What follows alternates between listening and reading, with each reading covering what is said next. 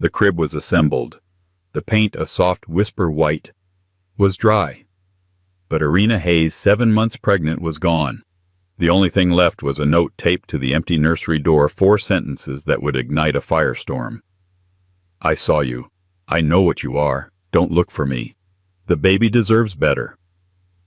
When her husband Marcus Hayes read those words, his first call wasn't to the police.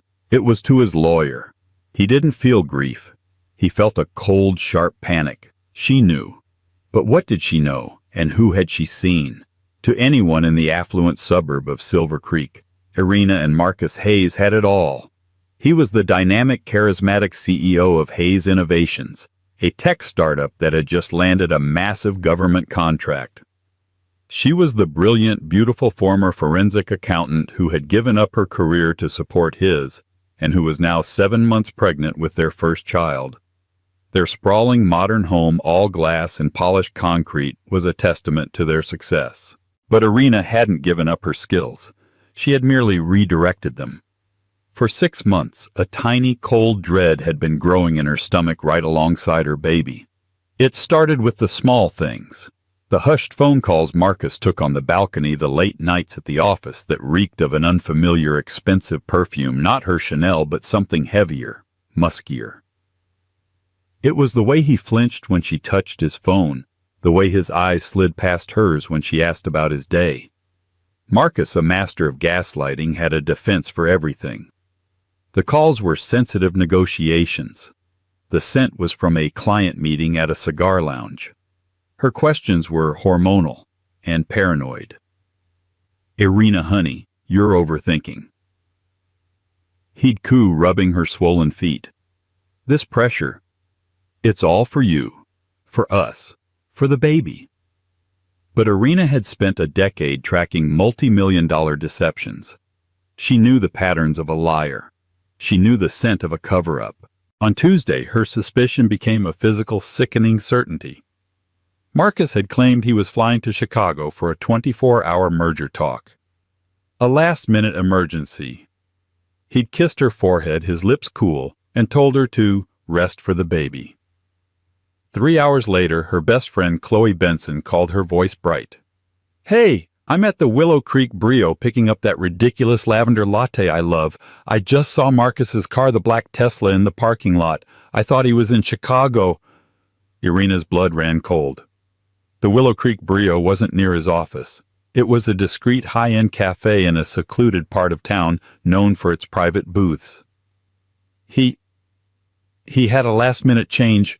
Irina managed, her voice shaking. He's meeting a local investor. I forgot. Oh, okay. Well, want me to bring you a scone? No, Chloe. I have to go. She hung up, her mind racing. He had lied.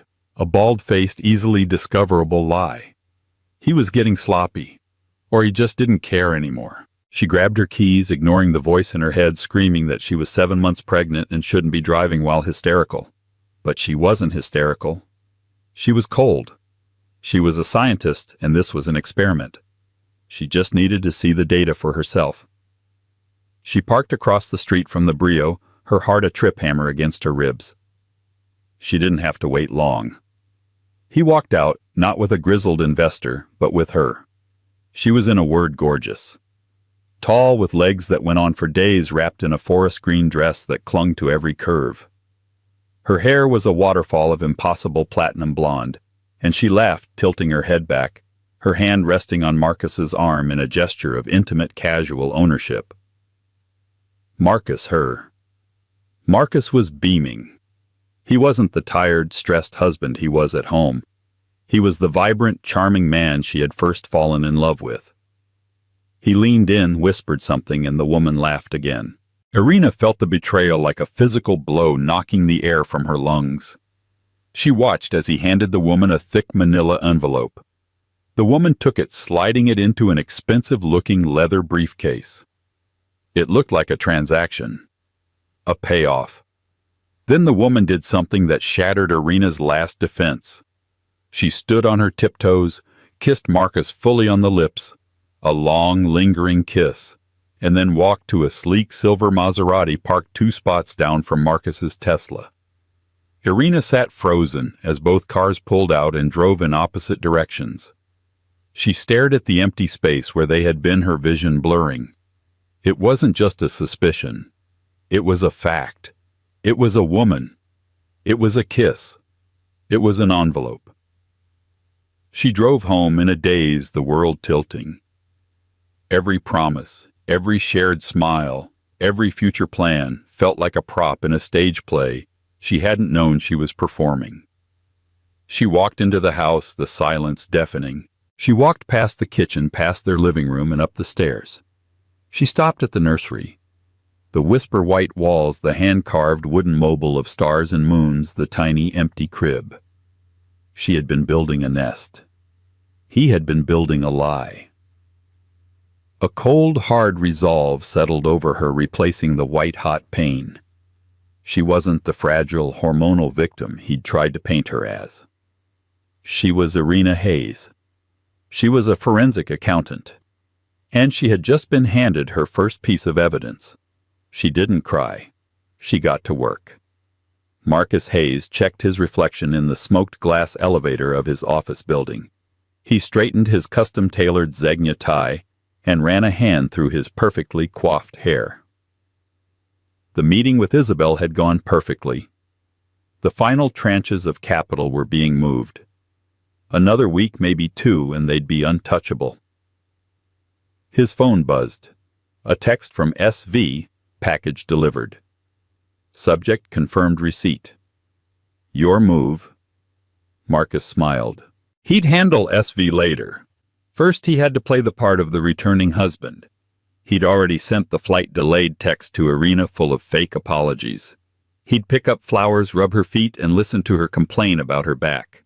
The thought made him sigh. She had become so maternal, so dull. He walked into his house at 8:02 p.m. Irina, I'm home. Silence. The silence was absolute. Not just quiet, but a heavy, oppressive void. There was no TV on, no music playing, no sound of her pottering in the nursery. Irina, he called again, a flicker of annoyance, not concern in his voice. The kitchen was dark. A single teacup sat on the counter cold. He walked through the downstairs. Nothing. He climbed the stairs, the expensive wool runner muffling his footsteps. This isn't funny, Irina. My flight was hell. He checked their bedroom. Empty. The ensuite bathroom. Empty. He could feel a strange prickle on his neck. He walked down the hall to the one room she spent all her time in. The nursery door was slightly ajar. He pushed it open. The room was pristine. The whisper-white walls seemed to glow in the twilight. Everything was in its place, except for his wife, and the single white envelope taped to the front of the crib. It was addressed in her neat, precise script, Marcus. He tore it open. It wasn't a letter. It was a note. I saw you. I know what you are. Don't look for me. The baby deserves better. Marcus read it once, twice, a third time. His blood turned to ice, but not for the reasons one might expect. He wasn't heartbroken. He wasn't even sad. He was instantly and profoundly terrified. I saw you. She saw him. Saw him where? At the Brio. It must have been. I know what you are. What he was. A cheat. A liar. Or something else. The ambiguity of the phrase was terrifying. Don't look for me. This was the part that made his corporate raider brain kick into high gear. This wasn't a plea. It was a command. A threat. The baby deserves better. He crumpled the note in his fist. His first instinct was to call Isabel his partner in all things, but he stopped. If Irina saw him, did she see him with Isabel? No, he'd met Isabel at the office, as always. The Brio, that was. He pulled out his phone and dialed a number. Yes. A cold female voice answered. Serafina, it's Marcus. We have a problem. She's gone. Gone. Vanished. Left a note. She said, I saw you. Did she see you today? At the Brio? There was a pause. Impossible. The booth was private. I was meticulous. Someone saw my car, Marcus hissed. She knew. She knew. This changes everything. The timeline is moved up. Did you get the package? Serafina asked, her voice pure business. Yes, I got it, but it's useless if she's gone to the police. She hasn't, Serafina said with certainty. A woman like your wife. A note like that? She's running, not talking. Not yet. Call your lawyer. Wait 24 hours. Then call the police. Play the part, Marcus. You're the distraught husband. Stick to the plan. The call ended. Marcus sank onto the tiny rocking chair in the nursery, his head in his hands. He smoothed out the crumpled note. He had to play this perfectly. He had to be the victim. He spent the next 2 hours carefully, methodically building his alibi. He called Irina's phone, leaving a series of increasingly frantic-sounding voicemails. Honey, where are you? I'm home. I'm getting worried. Irina, please, just call me. I'm starting to panic. He sent a text to Irina's best friend, Chloe. Hey, Chloe, have you heard from Irina? She wasn't home when I got back and she's not picking up. Probably just fell asleep at her mom's, but just checking. Then he called his lawyer Arthur Jennings, a man who specialized in corporate reputation management. Arthur, he said, his voice thick with manufactured panic. My wife, she's missing. The next morning, precisely 24 hours after she officially went missing, Marcus Hayes called 911 to report his 7 months pregnant wife had vanished. Detective Miles Corbin had been on the job for 20 years. He'd seen it all, and he hated domestic cases, especially rich people domestic cases. They were always messy, and the husbands were always just a little too smooth. Marcus Hayes was far too smooth. Corbin stood in the immaculate living room sipping a stale coffee from a thermos. Marcus was on the couch, his head in his hands, but his $5,000 suit wasn't even wrinkled. His eyes were red, but Corbin knew how to fake that just rub your eyes hard enough. Mr. Hayes, Corbin said, his voice a low gravel. Let's go over this again. You got home from a business trip at 8 p.m. You found this note. He held up the note now in an evidence bag. And you waited 24 hours to call us. Why, my lawyer, Arthur Jennings. Marcus stammered. He said that since she left a note, she wasn't missing. She was voluntarily absent. He said she was pregnant and hormonal and probably just at a spa or her mother's, and that calling the police would just create a panic. But I couldn't wait any longer. My pregnant wife is gone. Corbin's eyes narrowed. Jennings. Of course. The shark. Hormonal. Corbin repeated, his voice flat. Right. The front door burst open and a woman flew in, her face pale and blotched with tears. Where is she, Marcus? What did you do? This was Chloe Benson, Irina's best friend. She shoved past a uniformed officer and got right in Marcus's face, her finger jabbing his chest. Chloe, please, Marcus said, putting on his grieving face.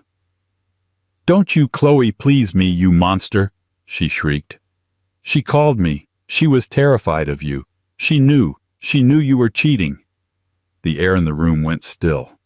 Corbin looked at Marcus. Is that true, Mr. Hayes?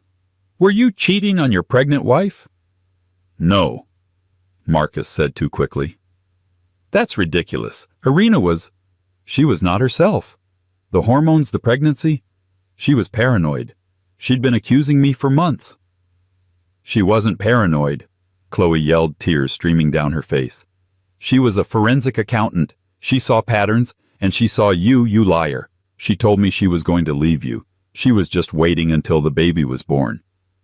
Chloe, you're not helping, Marcus said, his voice turning cold. The mask was slipping. Oh, I'm not helping you, Chloe spat. I'm helping her. Detective. She turned to Corbin, her eyes flashing. Check his alibis. Check his phone.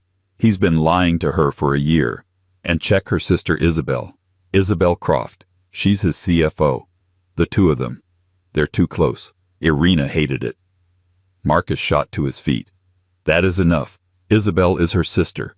You're grieving Chloe, but you are not going to slander me or her family. Slander. Chloe let out a bark of a laugh. You're the one who flew to the Caymans last month with her. Wasn't it team building you called it?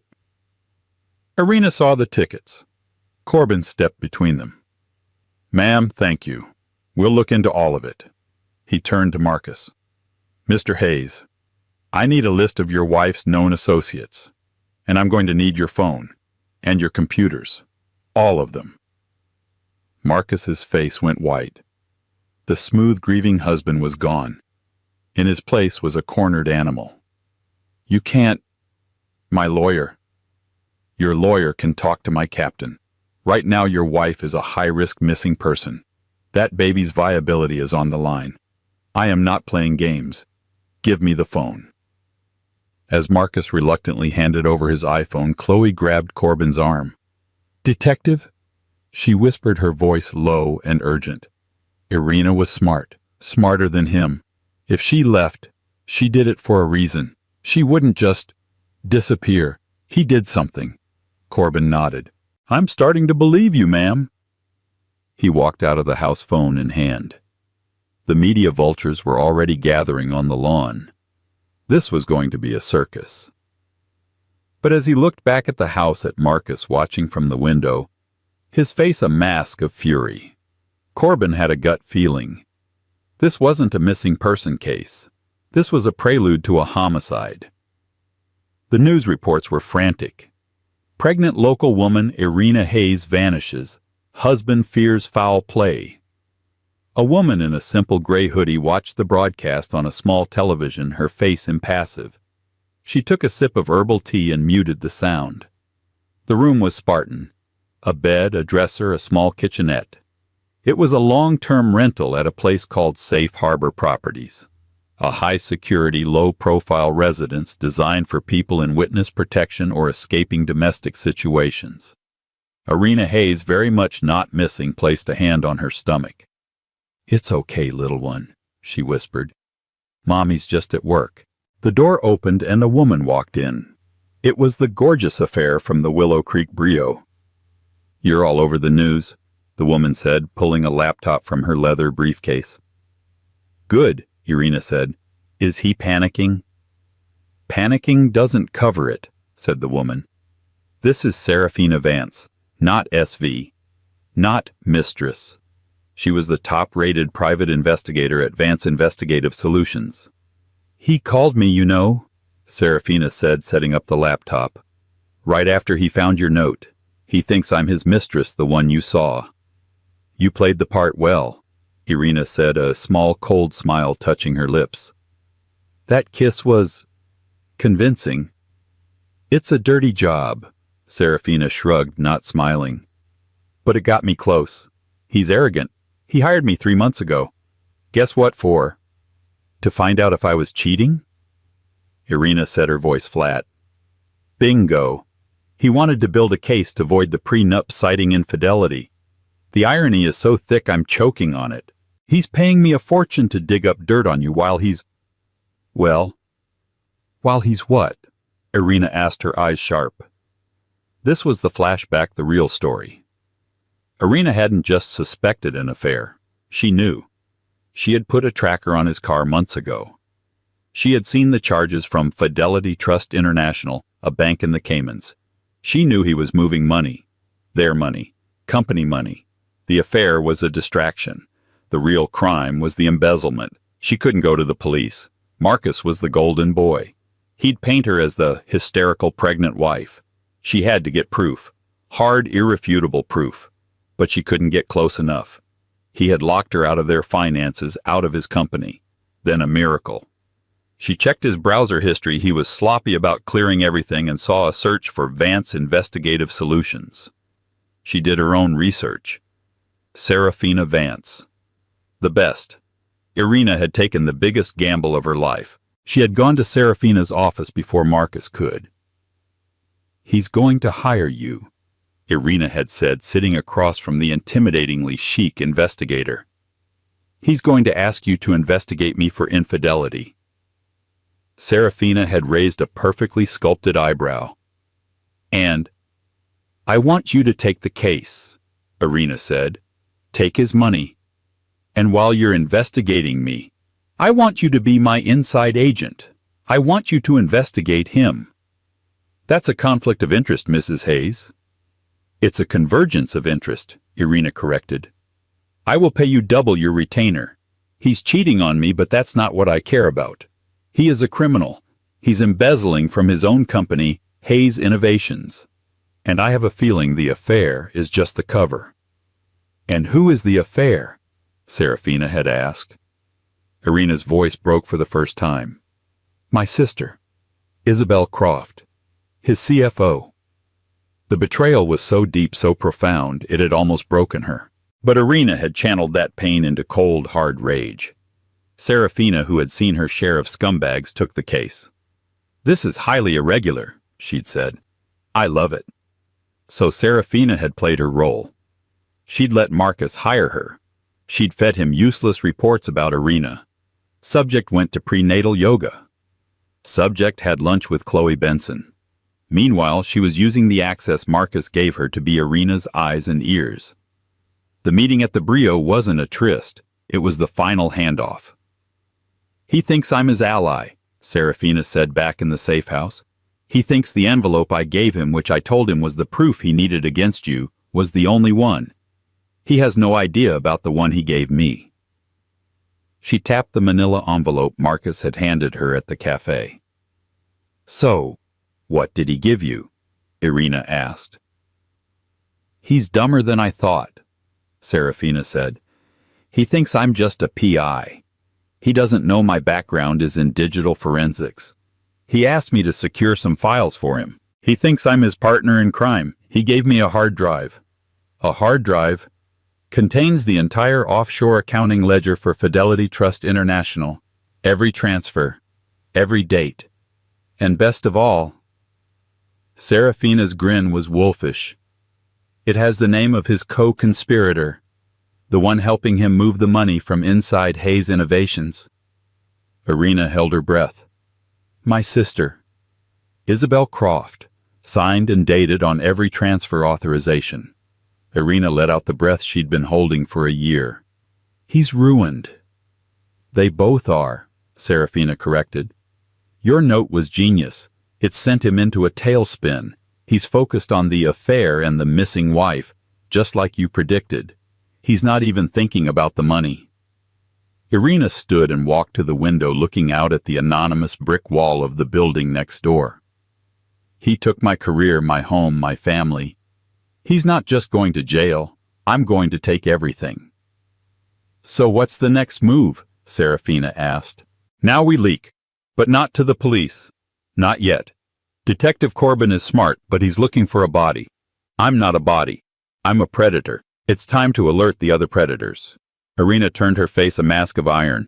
"Send the full file, anonymously, to the SEC."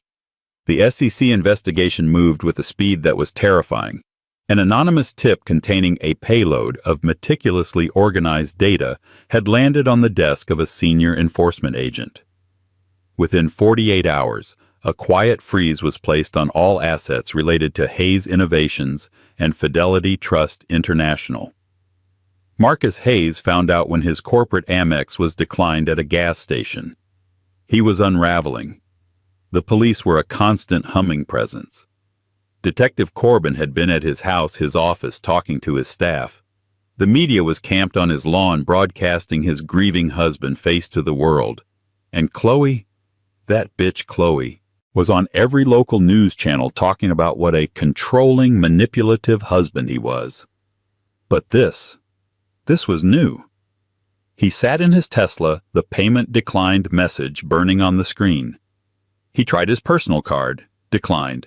He called the bank. "Sir, a temporary hold has been placed on your accounts pending a federal review." "Federal review?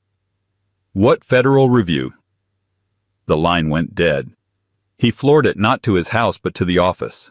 He burst past his assistant and stormed into the one office he'd been avoiding. Isabel Croft, his CFO, and Irina's sister looked up, her face pale. "Marcus? What?" They know, he hissed, locking the door. The money. It's frozen. The SEC. Someone talked. Isabel's composed, icy demeanor cracked. What note?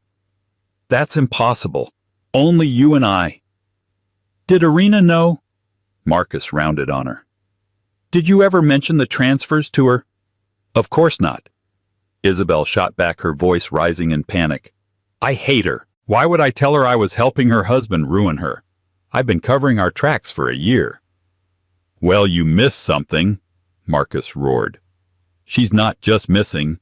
She's doing this, that note. I know what you are. She didn't mean a cheat, Izzy. She meant a criminal. The realization hit them both at the same time.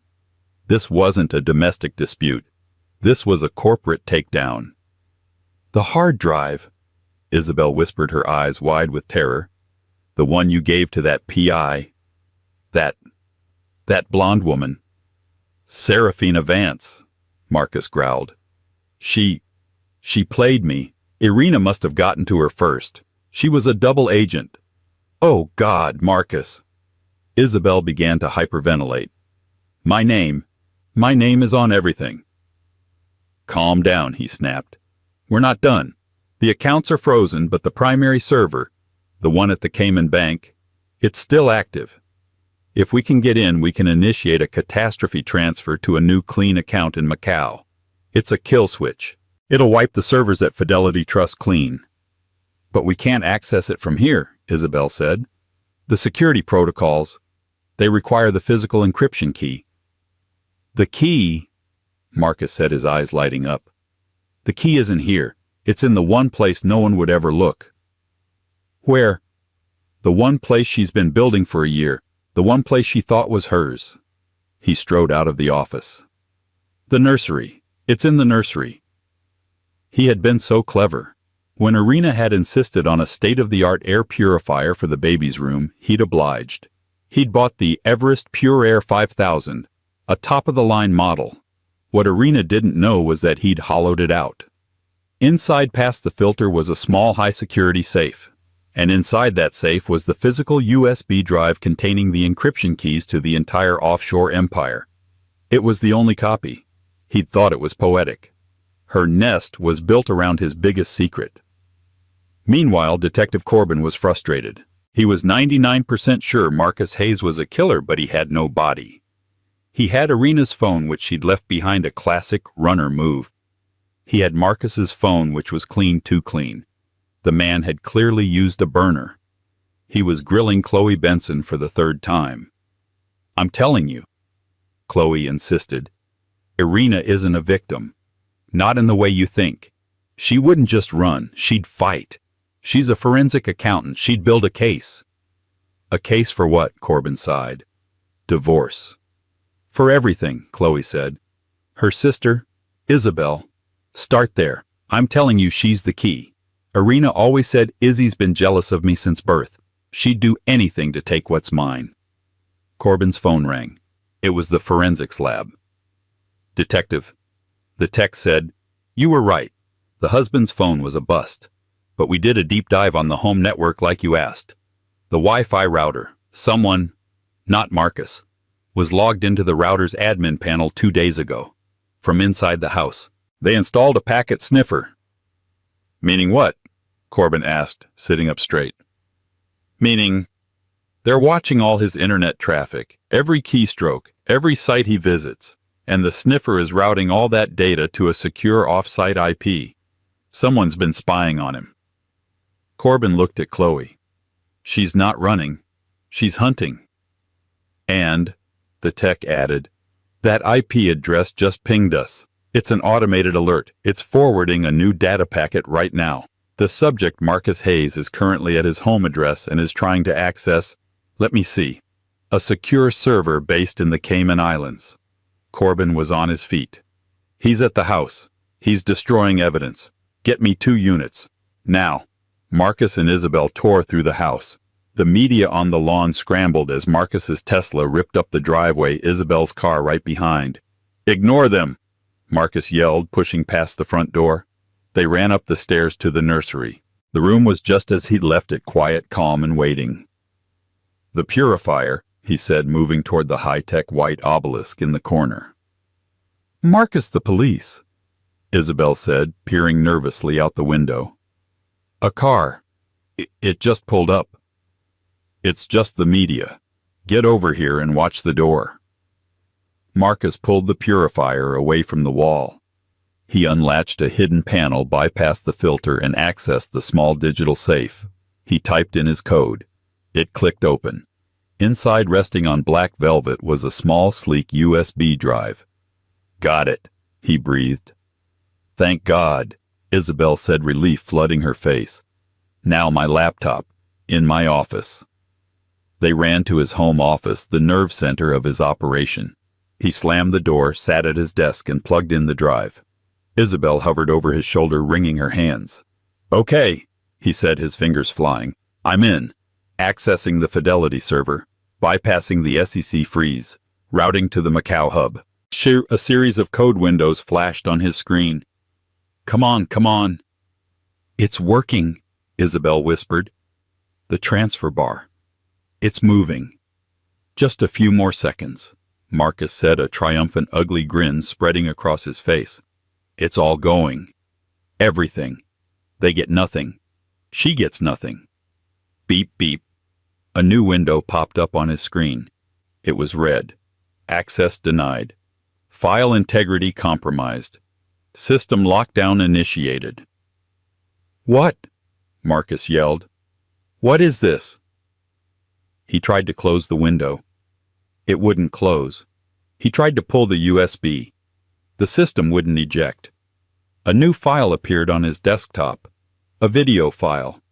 It was named A Message for Marcus. Don't click it, Isabel screamed. But he already had. The screen flickered and a face appeared. It was Irina. She wasn't in a dark, damp basement. She wasn't at a spa. She was in a clean, well-lit room. She looked healthy. She looked powerful. Hello, Marcus, her voice said, clear and cold. Hello, Izzy. Surprised to see you two together. I'm not. Isabel let out a small, terrified squeak. You're probably wondering what's happening, Irina continued, as if discussing the weather. You see, Marcus, you taught me a lot about security. While you were busy building your empire of lies, I was just studying. The video split. On one side was Irina. On the other side was a live feed of them in the office, right now. A tiny webcam hidden in the monitor was staring right at them. That USB drive, Irina said, was a decoy. A very expensive, very obvious decoy. I swapped it out 3 days ago. The real one is safe with me. The one you just plugged in. That's a little gift I built myself. It's called a honeypot, or in your case, a money trap. Marcus was slamming the laptop, trying to shut it. It was completely frozen. The moment you plugged that drive in, Irina's voice echoed in the room. It didn't just lock you out. It did 3 things. 1, it activated a keylogger and packet sniffer that recorded your every move, including the IP and access codes for your Macau hub. 2, it initiated a full data dump, not a transfer, of every single file, every ledger, every secret account from the Cayman server directly to the SEC, the FBI, and just for fun, the IRS. And 3, Irina leaned in close to the camera, her eyes boring into theirs. It sent your exact real-time location along with a copy of your entire criminal enterprise to my new friend, Detective Miles Corbin. As if on cue, the sound of a battering ram smashed through the front door. This is the police. We have a warrant. Hands in the air. Isabel screamed a long, piercing wail. Marcus just stared, dumbfounded at the face of his wife on the screen. You see, Marcus, Irina said, her voice dropping to a whisper. You were right. The baby does deserve better. And so do I. I didn't see you with your affair. I saw you with my investigator. I didn't know what you were. I knew what you were. And the note that wasn't a goodbye. A small, cold smile played on her lips. It was a confession, yours. The screen went black. The office door burst open and Detective Corbin stood there, gun drawn. Marcus Hayes, Isabel Croft. You are under arrest for fraud, embezzlement, and conspiracy. As he was cuffed, Marcus looked at the blank laptop screen, his entire empire, his entire life reduced to a black mirror. He had been so busy watching his back he never realized the person he should have been afraid of was the pregnant woman sleeping next to him. The 6 months that followed the arrests were not a period of peace, but of meticulous, grinding legal warfare. Irina, having given birth to a healthy baby girl named Lily, did not retreat into motherhood. She prepared. She brought the same methodical cold-fire intensity she'd used to track her husband's crimes to the prosecution of those crimes. She was, as the U.S. attorney put it, the prosecution's entire case wrapped in a blanket. The trial of the United States versus Marcus Hayes and Isabel Croft became the must-see spectacle of the season. The media, which had once painted Irina as a tragic vanishing victim, now scrambled to portray her as a mastermind and a corporate avenger. They weren't entirely wrong.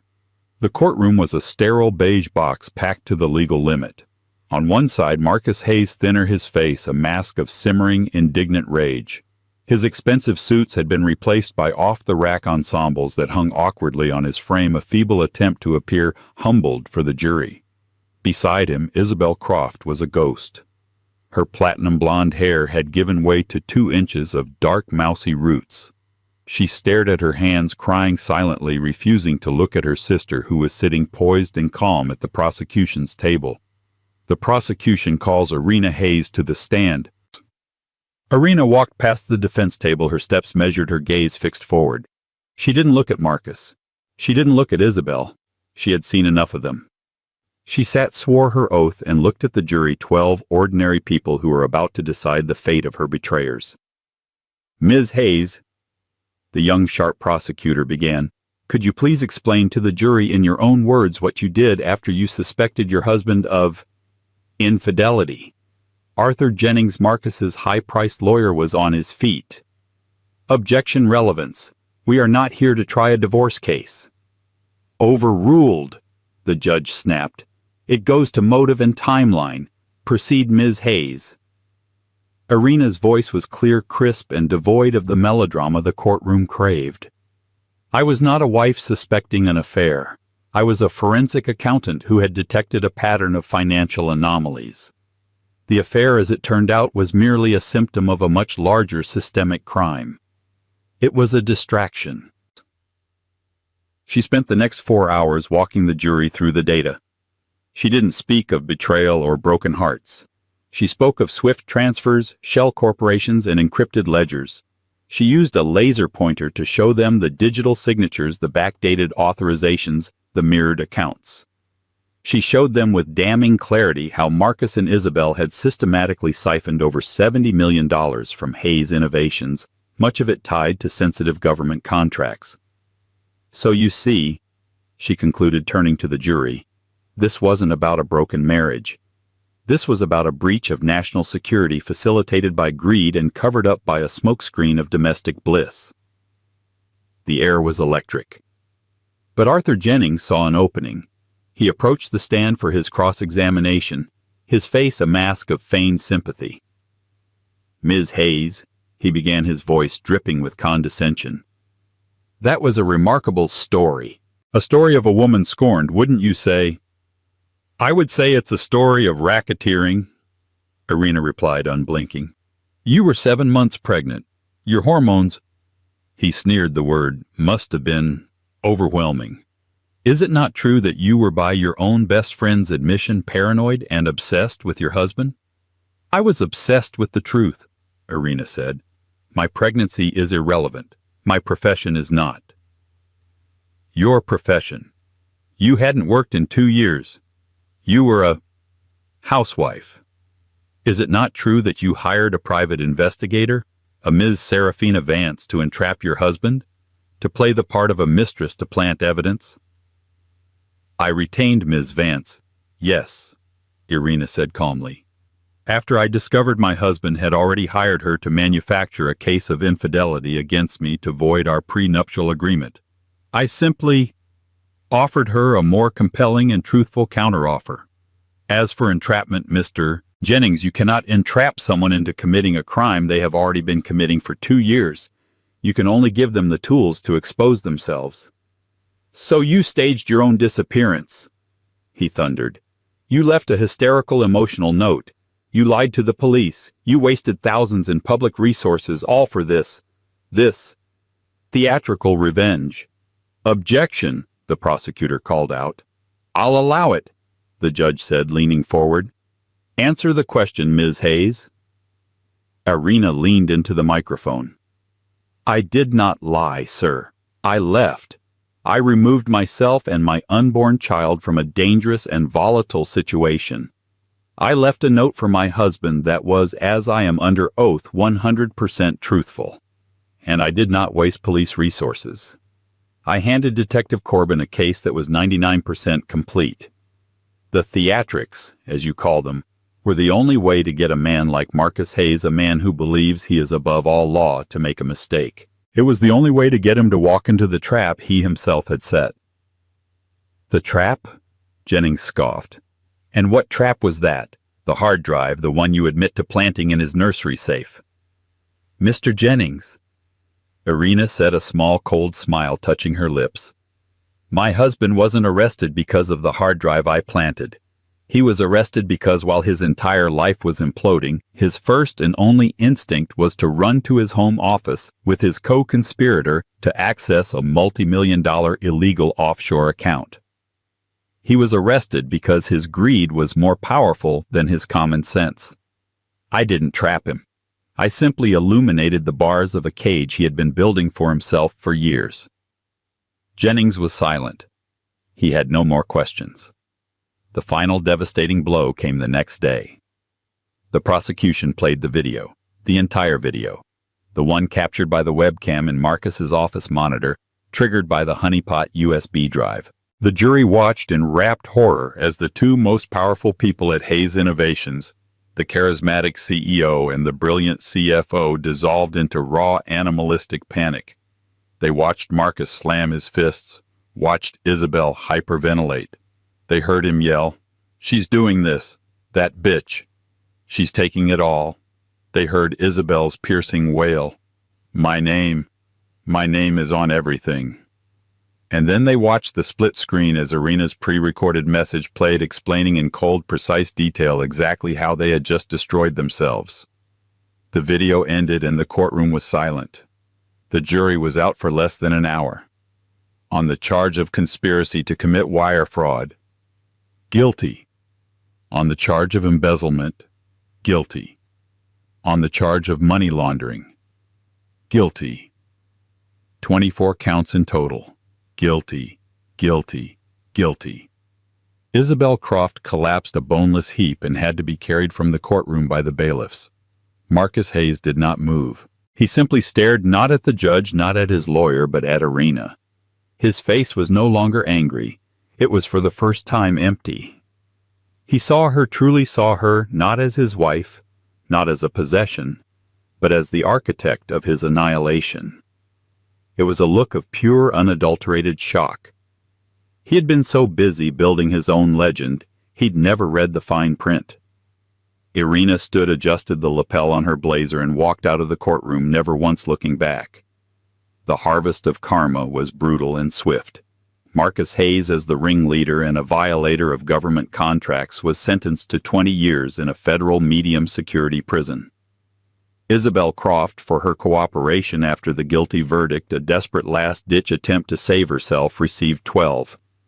Hayes Innovations was dissolved, its assets seized by the government to pay back the contracts it had defrauded. The gleaming glass and steel building was padlocked. The brand Hayes was now synonymous with disgrace. Arthur Jennings was later investigated for his corporate reputation management tactics, which skirted the line of witness tampering. Irina saw her sister one last time in a sterile transport holding area before she was sent to prison. Irina had requested the meeting. Isabel sat behind the thick glass, her face puffy and sallow, her hands cuffed. "Why are you here?" Isabel whispered, her voice raw. "To gloat, to watch me suffer." "No," Irina said, her voice soft. "I'm here to understand." We were sisters. Isabel let out a sound, a broken wet cough that was almost a laugh. Sisters, you were always the brilliant one, the beautiful one, Mom and Dad's favorite. You got the high-powered career. You got him. He was my husband, Izzy. And I was his CFO, she shrieked, slamming her cuffed hands on the table. I was the one who made that company work. I built the financial models, I secured the financing. He saw me. He told me I was the brilliant one. He told me, with you out of the way, we could be. He used you, Izzy. Irina said, the tragedy of it all finally settling on her. He used your jealousy. He used your talent. He used me to build his company, and he used you to rob it. We were just two different tools in his box. He loved me, Isabel whispered, a tear rolling down her cheek. He didn't, Irina said, standing up. He doesn't love anyone, not even himself. He only loves the idea of winning. And in the end, that's what he'll have. A 20-year-long reminder that he lost. Goodbye, Isabel. She left her sister there weeping for a man who had already forgotten her name, a prisoner of a jealousy she had nursed her entire life. A month later, there was a knock on the door of Irina's new apartment. It was a bright, cozy two-bedroom filled with the scattered, happy chaos of a newborn, a playmat, a bottle warmer, a half-assembled mobile. It was a life, not a showroom. She opened the door, baby Lily asleep on her shoulder. Detective Miles Corbin stood there, his hat in his hands. "Ma'am, Ms. Hayes?" he said, shifting awkwardly. "Detective." She smiled. "Please come in. Can I get you a... Well, I have water or baby formula." "Water's fine, thanks." He stepped inside his large frame, looking out of place. He accepted the glass and took a sip, mostly to have something to do with his hands. I came by to officially close the missing persons case," he said, a small wry smile on his face. "Paperwork." "I appreciate that, Detective." He looked around the room, so different from the cold, modern mansion he'd first seen her in. "This is... nice. You look good. The baby... she's beautiful." "Thank you," Irina said, her voice warm. "We're happy here." An awkward silence fell. "Look, Ms. Hayes," he finally blurted out. "I gotta say, I've been a cop for 20 years.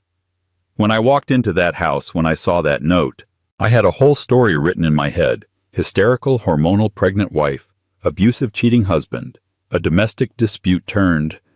well, you know, I was looking for a body."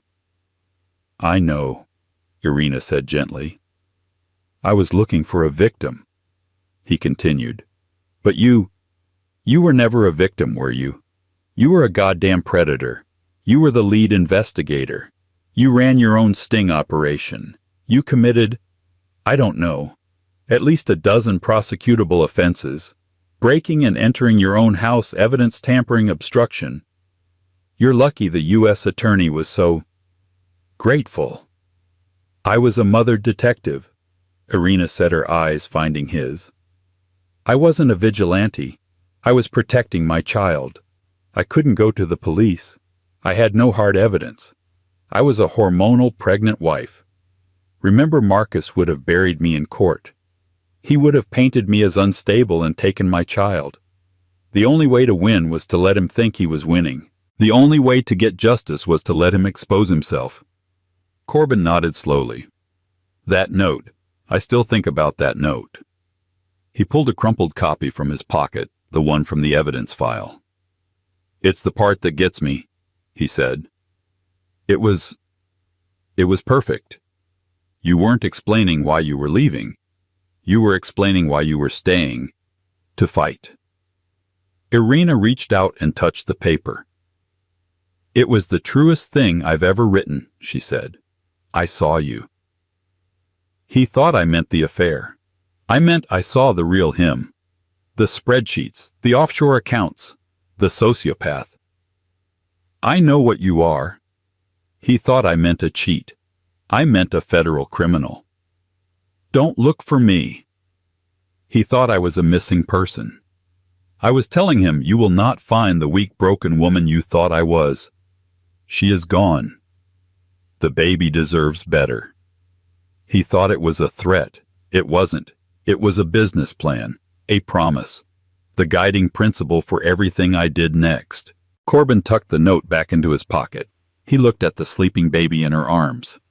Well, Ms. Hayes, it seems the baby got better. It was an honor in a weird, terrifying way to be on your case. He smiled. Don't ever do it again. I plan on a very, very boring life, detective. I doubt that, he said, tipping his hat. I doubt that very much. 6 months later, the park was golden with late afternoon sun. Irina Hayes sat on a bench, gently rocking a stroller. Lily was cooing, her tiny hands reaching for a wooden toy. Chloe sat next to her, handing her a latte. Okay, so Croft and Benson Financial Solutions. Are we sure about the name? Irina laughed, a real easy laugh that reached her eyes. It's perfect. The irony is delicious. Using your sister's name, the one who tried to ruin you. I'm reclaiming it, Irina said, taking a sip. It's a reminder that a name is just a name. It's what you do with it that matters. Besides, Benson and Hayes sounded too domestic. Chloe rolled her eyes. So our first client, Mrs. DeLuca, did she take the bait? She's not bait, Chloe, Irina said, though she was smiling.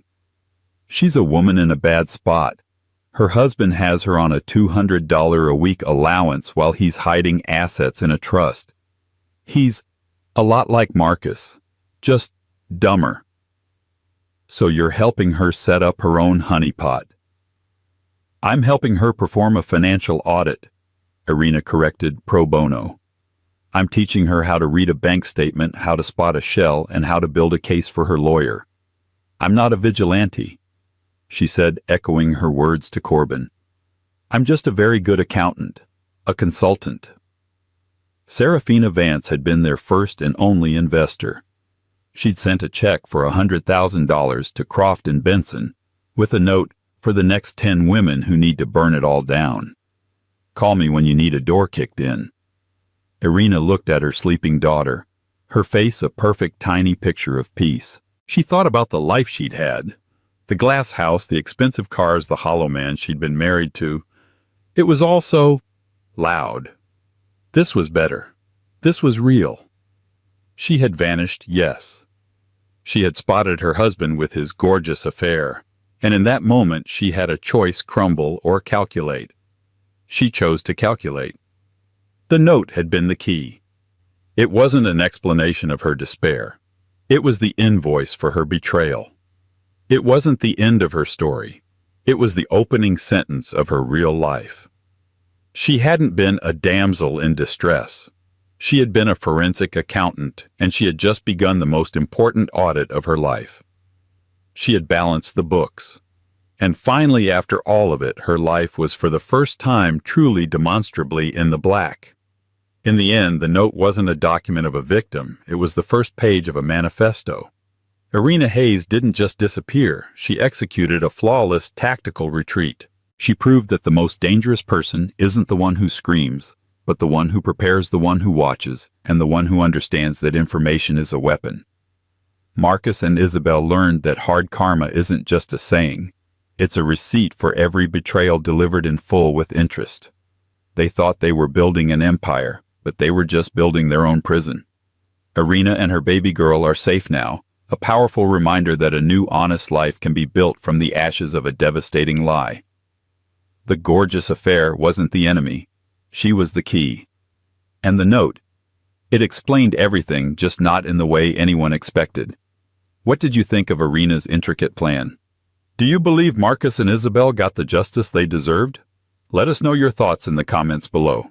If you love this story of twists, justice, and ultimate karma, please hit that like button. Share this video with someone who loves a good drama, and most importantly, click subscribe and ring the bell so you never miss one of our real-life stories.